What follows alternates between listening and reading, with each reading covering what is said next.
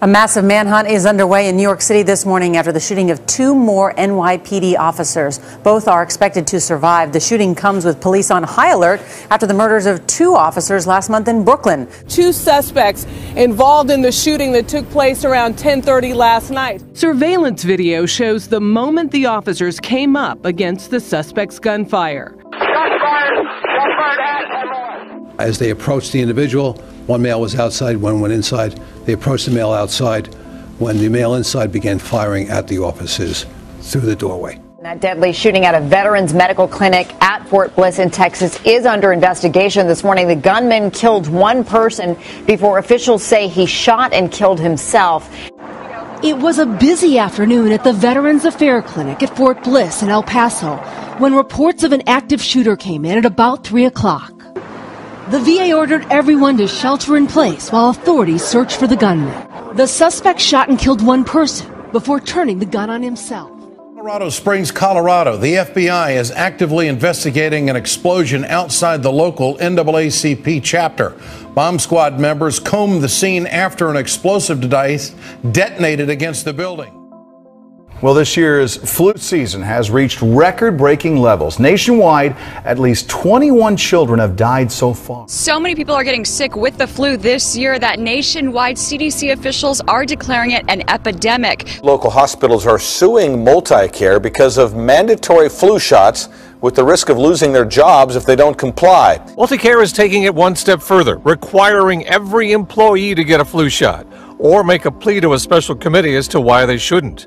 The nurses union says failure to do so could mean termination. And some nurses have been forced to take the flu vaccine even though they have religious or personal objection because they're afraid of losing their jobs. If they don't comply, they can be fired. And that's a completely different animal than we've seen in the past. The Atlanta fire chief terminated after publishing a controversial book. In it, he describes homosexuality as a perversion, vulgar, and inappropriate. According to a city council member, the chief then distributed the book to his staff. Cochran said, as a Christian, he is not apologetic for writing it. And everything I wrote in the book is based on scripture. It's not opinionated.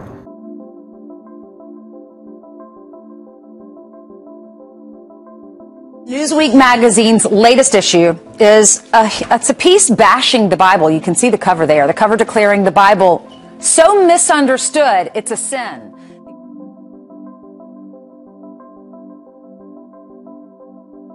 Big Brother invading more of your privacy. FBI setting up decoy cell phone towers able to scoop up your calls and your texts, claiming they don't need a search warrant to do so. The FBI revealed that it has established cell phone towers so that when you have your cell phone in your pocket or your purse or on the front seat of your car and you're driving by, the towers lure the signal into government computers, and that enables the government to capture any conversation you have on the cell phone or any texts or email. Wearable technology is once again all the rage at this year's Consumer Electronics Show. It's giving people quicker access to information, including, probably most relevant right now, information about themselves that they didn't have.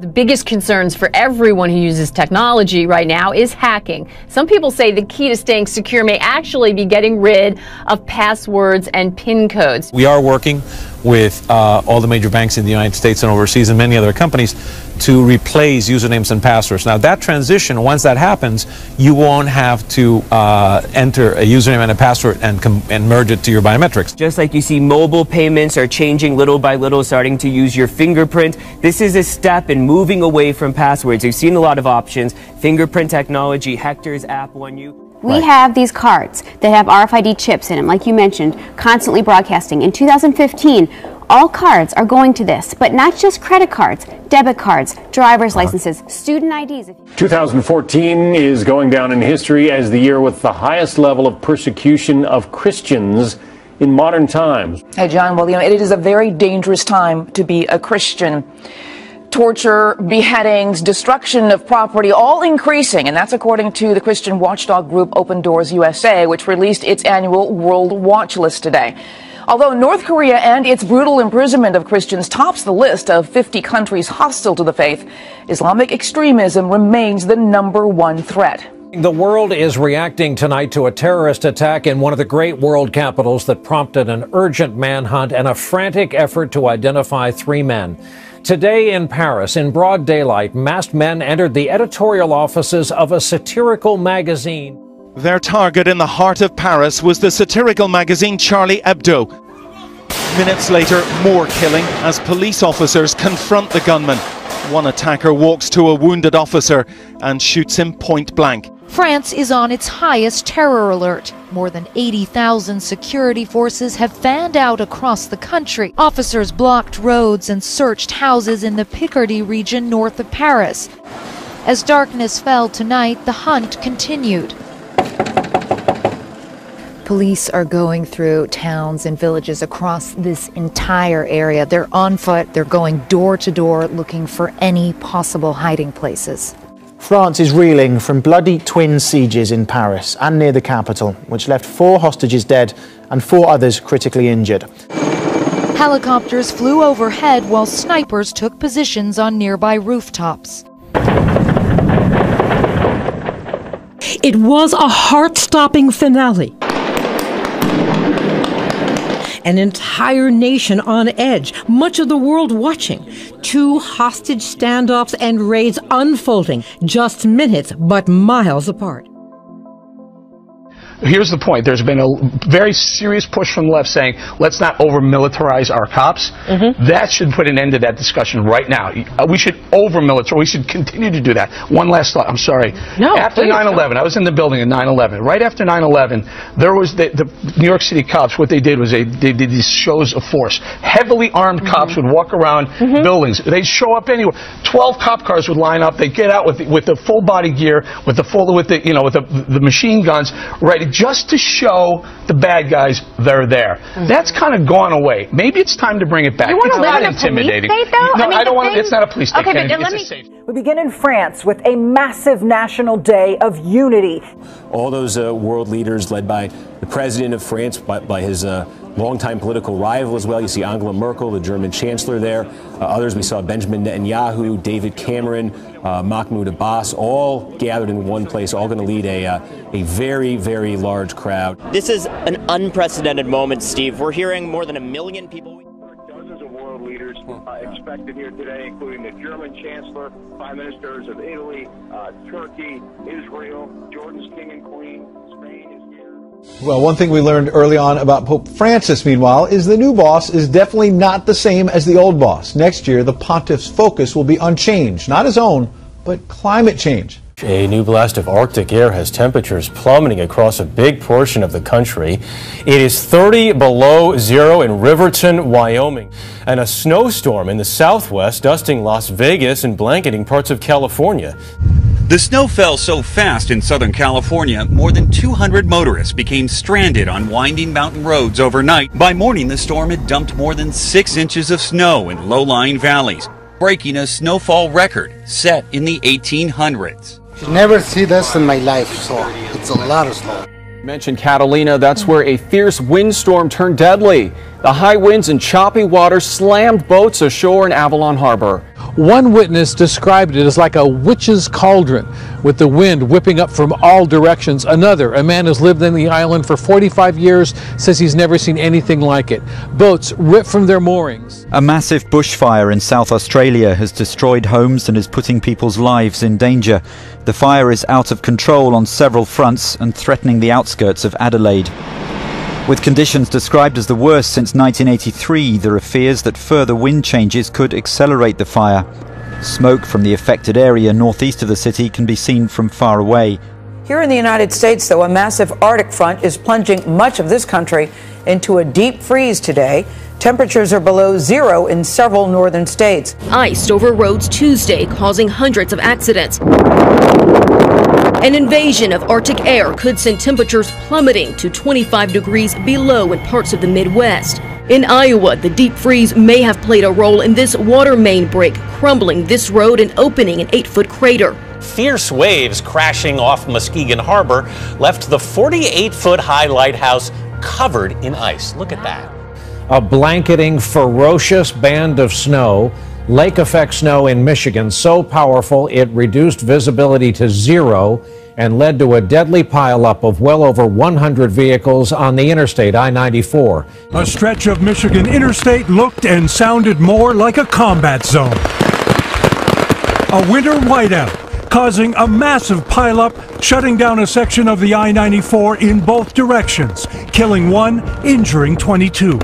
Police say 123 vehicles, 65 of them semi-trucks, slammed into one another. Some burst into flames.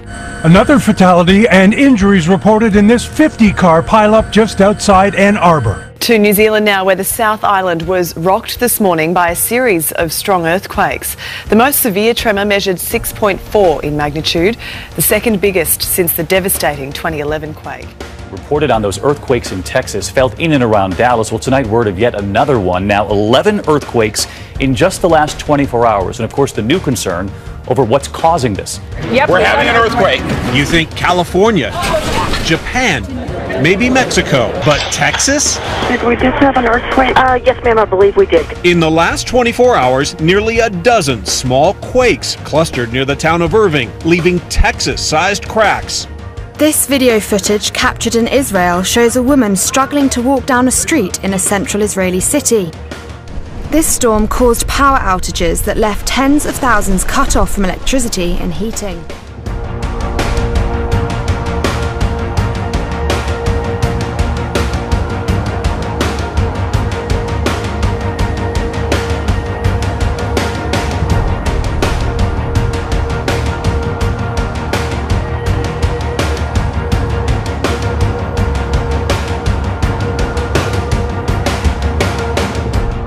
One of the volcanoes in Mexico spewed out huge clouds of fiery ash at night, showing signs of increased activity.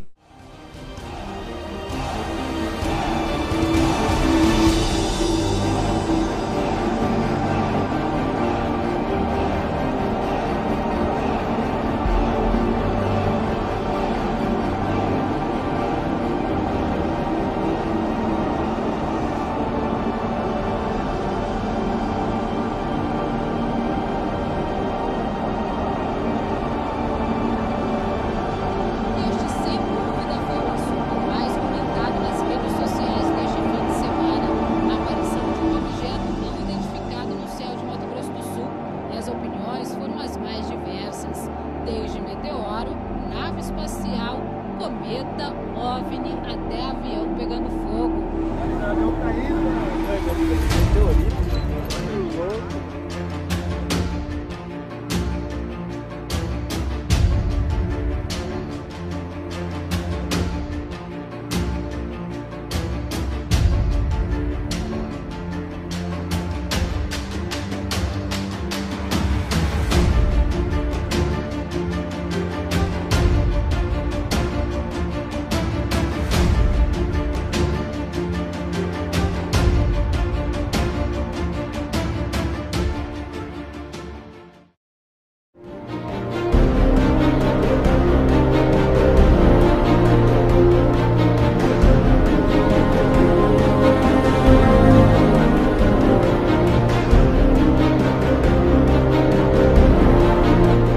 Well, it's kind of obvious, really, isn't it? One of the preeminent targets in a lot of Islamic terror in Europe have been Jewish targets. But over the last 10 years, they have been leaving or hedging for their own security and moving assets and indeed their families very often to Israel, which has seen a surge in Jewish immigration to Israel.